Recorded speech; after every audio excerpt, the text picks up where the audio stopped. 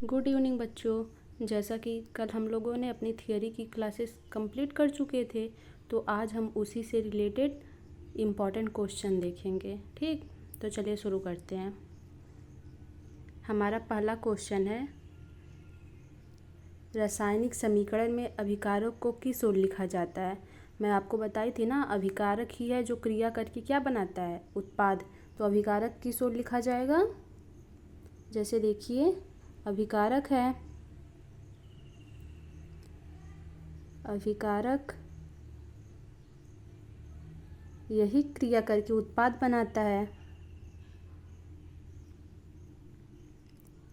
तो अभिकारक को हम किस साइड लिखे हैं? बाईं ओर ना। तो इसका आंसर हो जाएगा, इसका सही आंसर है बाईं ओर। ठीक, चलिए आगे देखते हैं। दूसरा क्वेश्चन है, Fe2O3 प्लस 2Al क्रिया करके Al2O3 प्लस 2Fe यह किस प्रकार की अभिक्रिया है? तो जैसा मैं कल आपको थियरी पढ़ाई थी, आपको याद ही होगा, ये द्विविस्थापन अभिक्रिया है। ठीक, चलिए आगे देखते हैं। एक मिनट।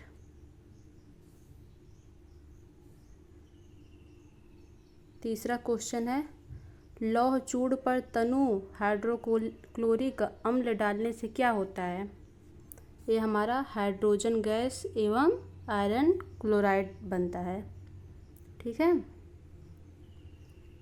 चौथा क्वेश्चन है, श्वसन किस प्रकार की अभिक्रिया है?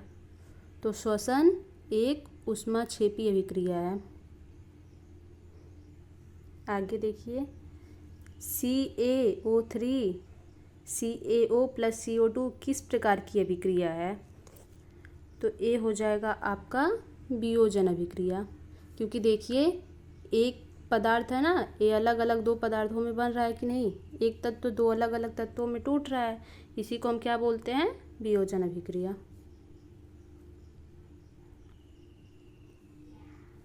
उपचयन को यह भी कहते हैं, उपचयन को क्या कहते हैं?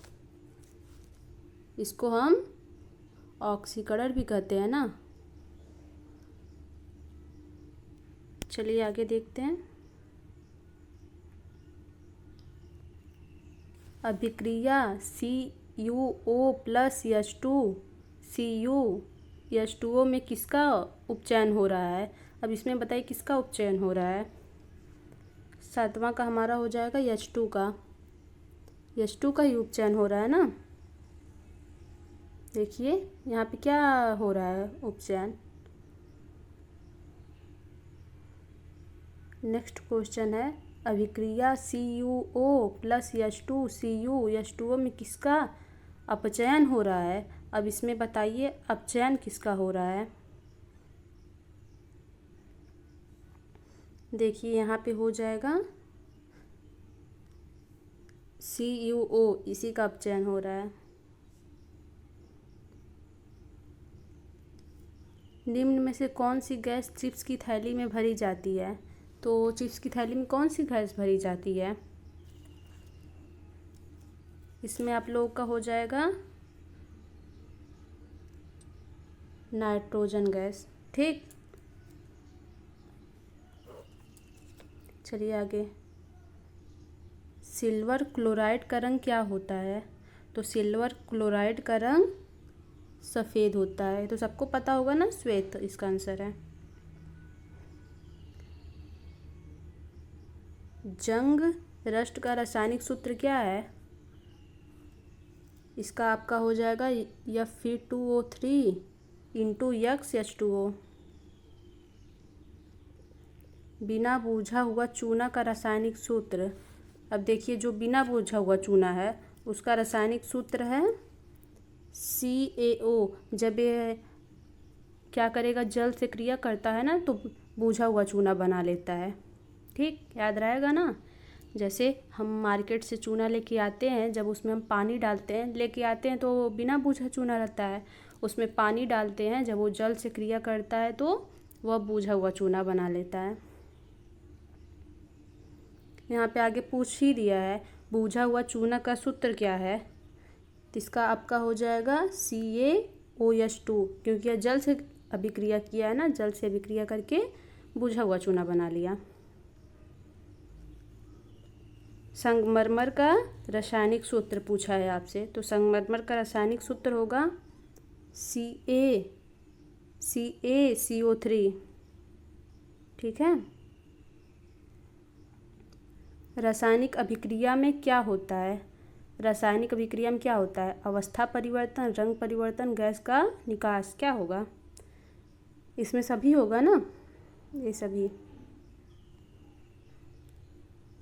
कौन सा पदार्थ जलने पर ऊष्मा उत्पन्न करता है? अब आपका है कौन सा पदार्थ जलने पर ऊष्मा उत्पन्न करता है? ईंधन, उत्प्रेरक, जल या इनमें से कोई नहीं? तो ईंधन होगा ना, ईंधन को जब हम जलाएंगे तो उसमें से ऊष्मा निकलती है। प्रकाश रासायनिक अभिक्रिया में प्रकाश का क्या होता है? अब जब प्रकाश रासायनिक अभिक्रिया है उसमें प्रकाश का क्या होगा? तो इसका हो जाएगा अवशोषण। ठीक।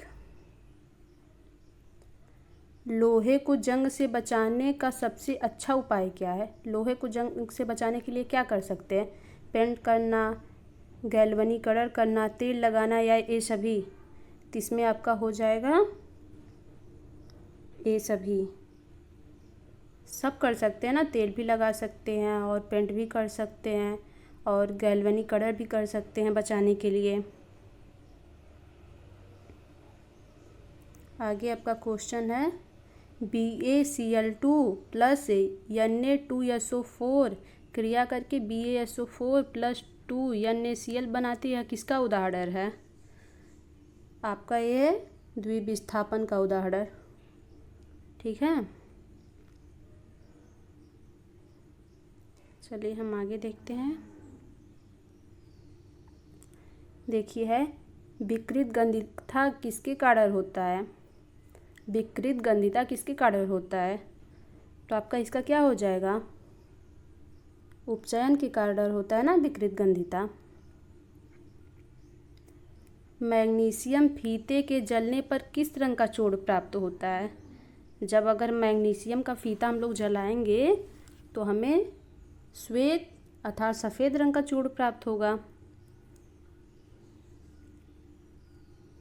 द्रव्यमान संरक्षण का नियम दिया था, द्रव्यमान संरक्षण का नियम लिओजियर दिए थे। ठीक है।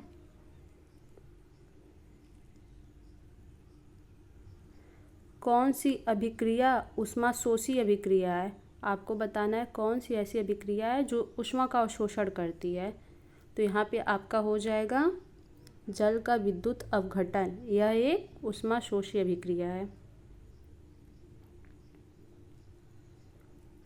संक्षारण के कारण लोहे पर किस रंग की परत चढ़ती है? जब अगर संक्षारण होगा, मान लीजिए लोहे पर जंग लग रहा है तो किस कलर का हो जाता है आपका? तो आपका भूरी, मतलब भूरे रंग का हो जाता है ना। आप देखे ही होंगे जब लोहे पे जंग लग जाएगा तो लोहा एकदम भूरे कलर का दिखता है। अभिक्रिया जिसमें आयनों का आदान प्रदान होता है वह कौन सी अभिक्रिया है जिसमें आयन आदान प्रदान करते हैं? कल मैं पढ़ाई थी ना आपको, यह द्विविस्थापन अभिक्रिया होगा। और जो लोग पहले का वीडियो नहीं देखे एक बार जाके देख लेंगे, क्या पता उनके लिए थोड़ी हेल्पफुल हो जाए। चलिए आगे। अभिक्रिया Mg+O2 MgO को संतुलित करने के लिए क्या करना होगा? अभी यही अभिक्रिया दी है Mg+O2, तो यहाँ पे देखिए ऑक्सीजन 2 है ना, ऑक्सीजन यहाँ पे 2 जुड़ रहा है जबकि यहाँ पे ऑक्सीजन एक ही है। तो इसको संतुलित करने के लिए हम लोग क्या करेंगे?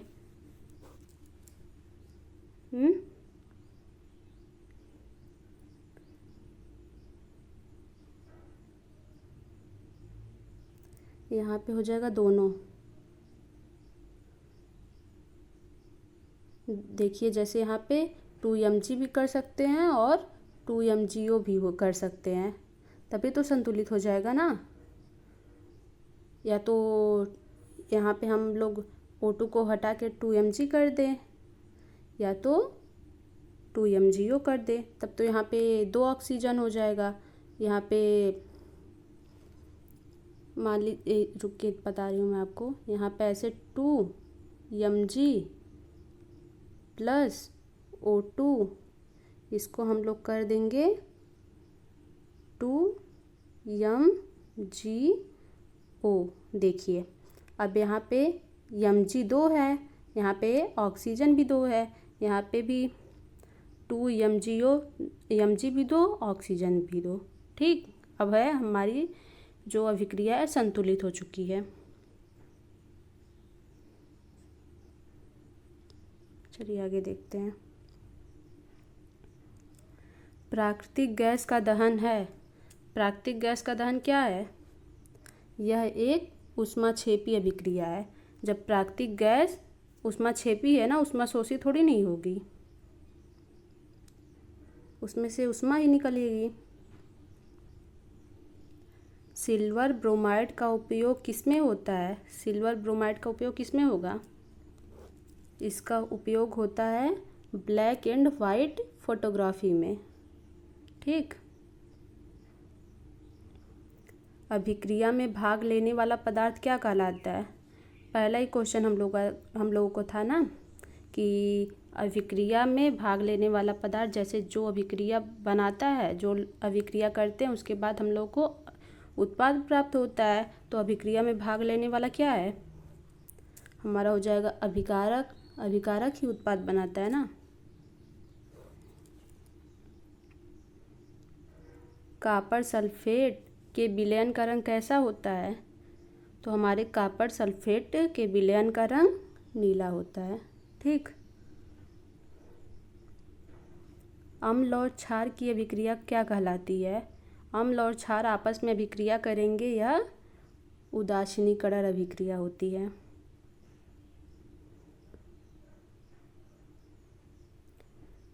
उदासीनीकरण में क्या बनता है?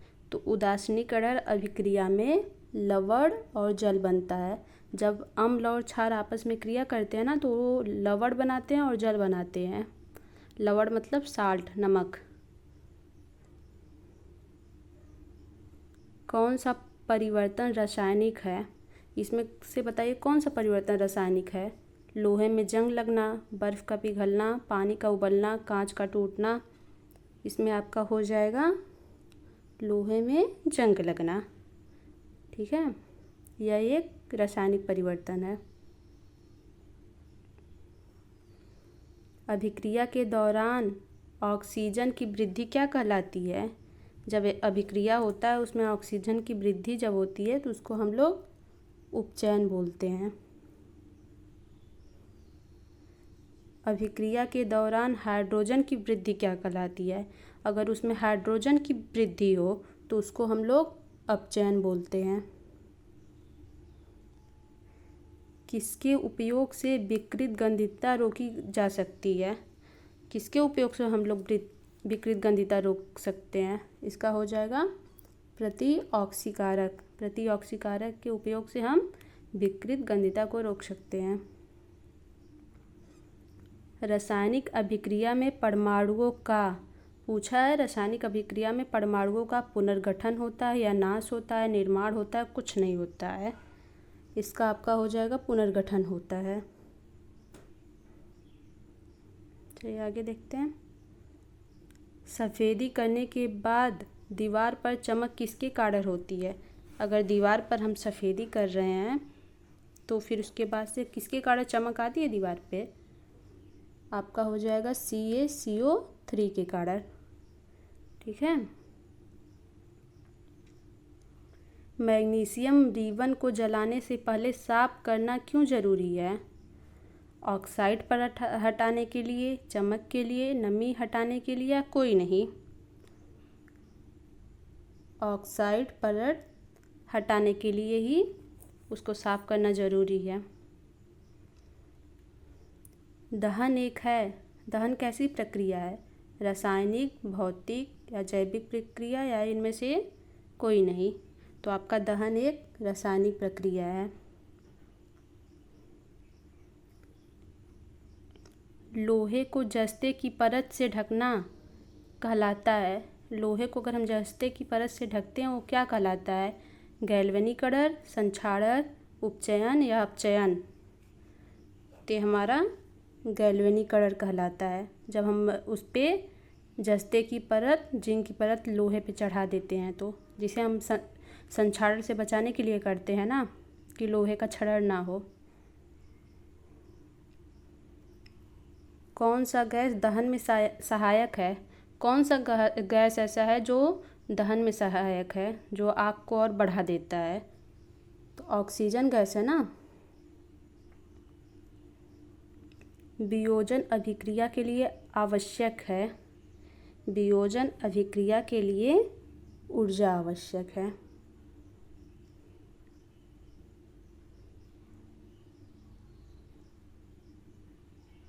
रुक जाइए।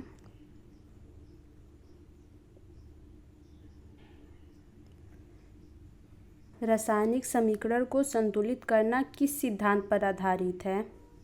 हम क्यों रासायनिक समीकरण को संतुलित करते हैं? इसीलिए ना, क्योंकि द्रव्यमान को ना तो उत्पन्न किया जा सकता है और ना ही उससे खत्म किया जा सकता है, ना उसका विनाश होता है। वह बस एक रूप से दूसरे रूप में परिवर्तित होता है। यही द्रव्यमान संरक्षण का नियम है ना। इसी के अकॉर्डिंग हम समीकरण को संतुलित करते हैं। तो यहाँ पे हो जाएगा द्रव्यमान संरक्षण। H2S Cl2 2HCl + CH में उपचयित पदार्थ है। इसमें आपका उपचयित पदार्थ है H2S। कौन सी धातु संक्षारित नहीं होती है? ऐसी कौन सी धातु है जो संक्षारित नहीं होती है? सोना, लोहा, कॉपर या एल्युमिनियम? कभी हम लोग सोना पहनते हैं, कभी देखें उस पर जंग लगता है या कुछ होता है? जैसे चांदी हो गई, चांदी तो काला हो जाएगा। लोहा है, लोहे पे जंग लग जाएगा। कॉपर भी होता है, एल्युमिनियम भी होता है, लेकिन सोना क्या है? संक्षारित नहीं होती है। क्या सभी रासायनिक परिवर्तन अपरिवर्तनीय होते हैं? सभी रासायनिक परिवर्तन अपरिवर्तनीय होंगे? इसका आंसर है हाँ, होते हैं। अभिक्रिया की दर किस पर निर्भर करती है? ताप पर, सांद्रता पर, उत्प्रेरक पर या ये सभी पर? आपका किस पे निर्भर करेगी?